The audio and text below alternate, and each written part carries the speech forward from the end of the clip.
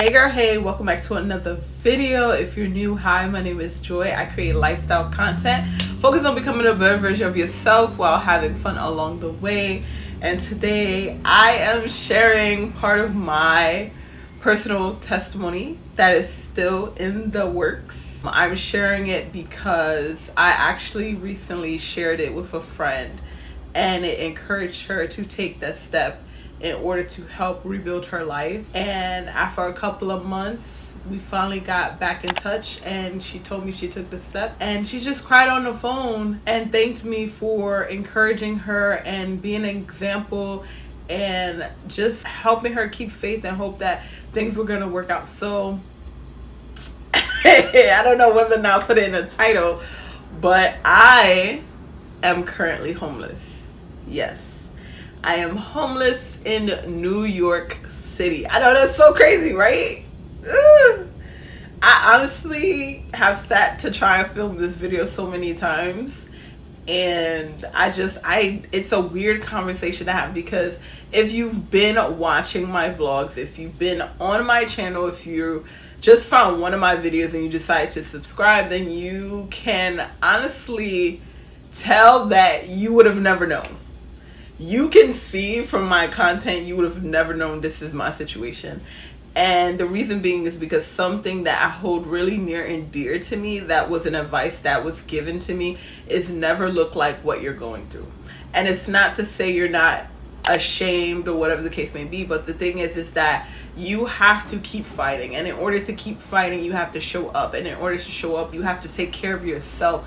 Because if you allow your circumstance to make you depressed, and depression takes many forms. Depression can look like you not taking care of yourself, taking care of your hygiene, just not only your appearance, but like the little things that you still have. I realize in life is going to have trials. There's going to be tribulations. There's going to be things that try to knock you down, and it's your job to stand back up and fight. So I am currently homeless. I've been homeless since September. I've been homeless since I started school. Yep.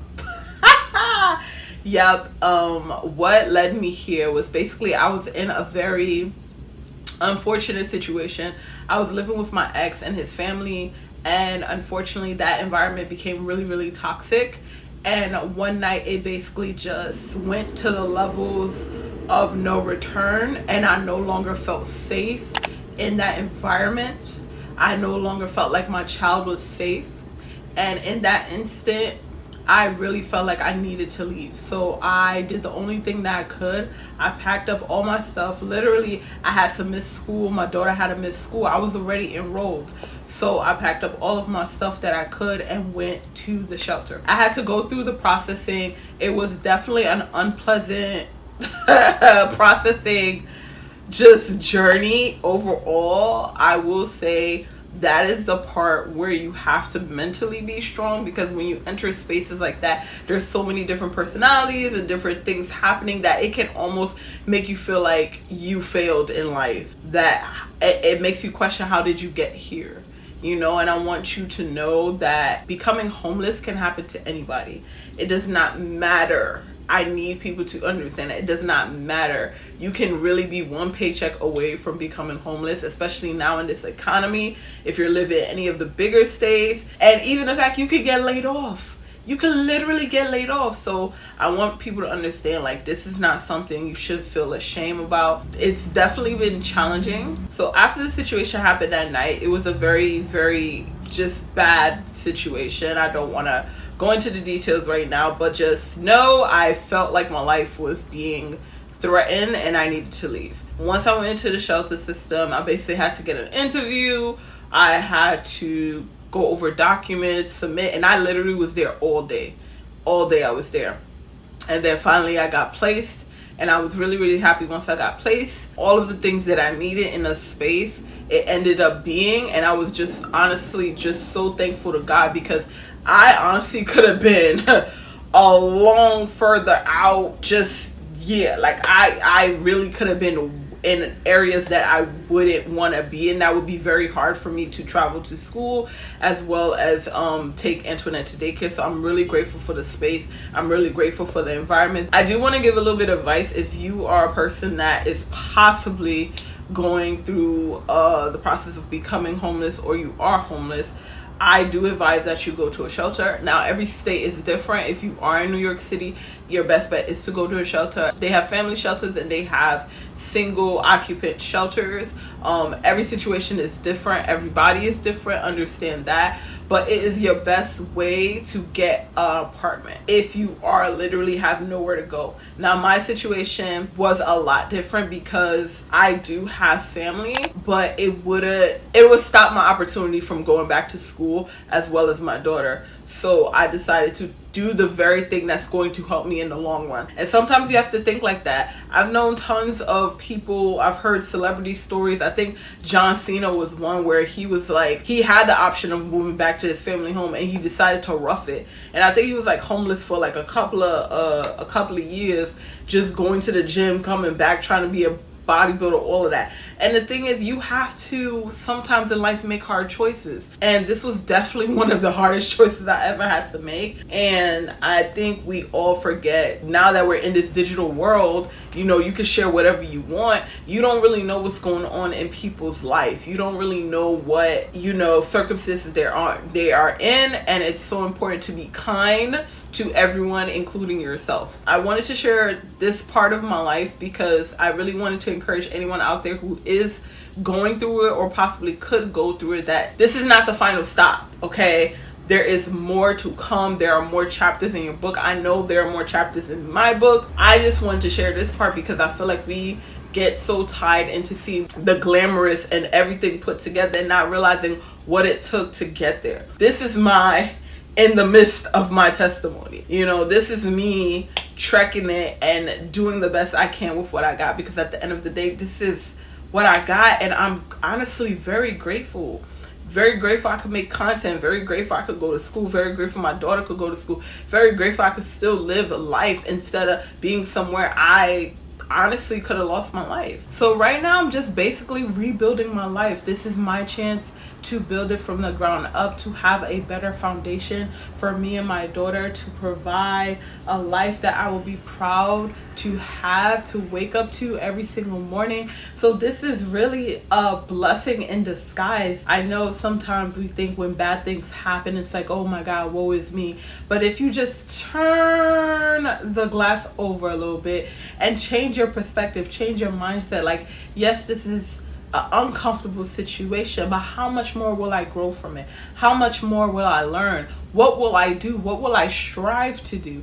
Because this situation has tested me mentally, physically, emotionally, spiritually, and I've seen such a growth in myself that honestly I don't think would have happened if I wasn't in this circumstance. And I truly think we have to look at our circumstances as lessons instead of hardships. Like, yes, there are some things that are truly tremendously horrible, impossible, just bad, but it takes such strength to look at things from a different lens, to take a step back and try to find a positive outcome or lessons you can learn in order to move forward and to continuously grow as an individual. At the end of the day, when you're going through trials and tribulations, there is always a rainbow at the end of it. There is always good at the end of it. If you are at rock bottom, there is nowhere else to go but up. All of those little catchphrases and signals, they are for a reason, because it's the truth. Don't let the season you're currently in define who you are. Who you are is defined by what you do in the season that you're in. You don't need everything to get started, and you don't need everything to be perfect. I want you to also know that not everything on social media is fake. The parts that are shared for some are genuine and real and should be looked to as inspiration. There are many amazing people out there sharing the real parts of dumb, and others who are sharing things that are aspirational pieces of content. So rather than compare your life to another, choose to be inspired. And if it does not make you feel good, if it makes you feel any type of way at all, remember there is always an unfollow button. So don't get tied down to your circumstance. And this is across the board.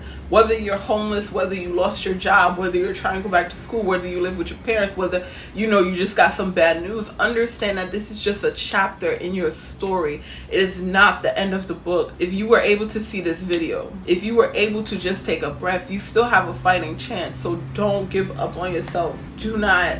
I don't want to cry. Do not give up on yourself, because this life that we live is so precious.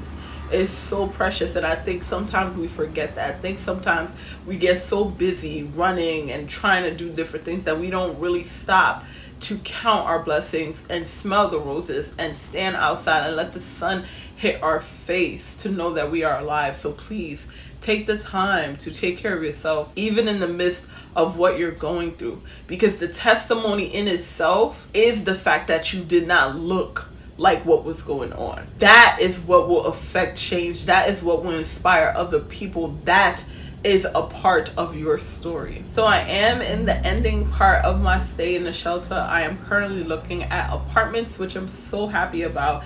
And even that, regardless if you have the money or not, it's still very hard to find apartments in New York. So I plan to look, scour, just overall, call every number possible to find a place to call home. And I'm super excited to share that portion with you. I probably won't share like the process or whatever, but I'll definitely share like apartments that I end up seeing, just because I know people like to see apartment hunting videos, and as long as it's not the apartment I'm living in, I'm willing to share it. So it's all good. So that wraps up today's video. Thank you so much for watching. Thank you so much for listening to part of my story. Thank you for allowing me to share this part with you. Overall, I hope this part of my testimony will inspire you to keep going no matter what's going on in your life, to fight for the things that you want, to dream bigger dreams, and to keep going no matter what. Again, thank you so much for watching. You already know, if you like this video, be sure to hit that like button, and don't forget to subscribe, because we have